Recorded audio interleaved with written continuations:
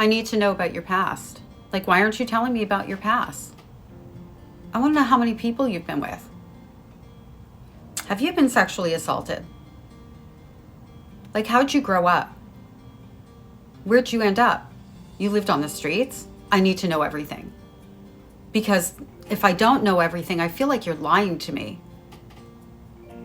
Why are you hiding things? What are you hiding from me? I can't understand you if I don't know where it comes from.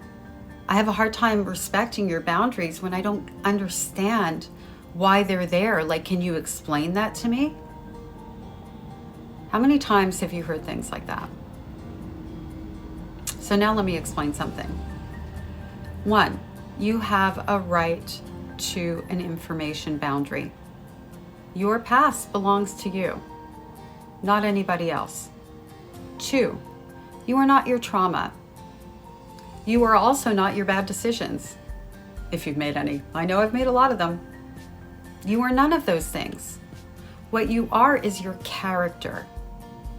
So when we're getting to know somebody, or maybe even further along in a relationship, do we look at their past and where they've come from? Or do we look at how they treat us now and how they treat the people around them? Personally, I look to see if they're kind, if they're loving, if they're empathetic, if they're generous, if their heart is open, if they're trustworthy, if their actions and their words line up. Integrity. Their past might be or might not be an indicator of whether or not they have those qualities.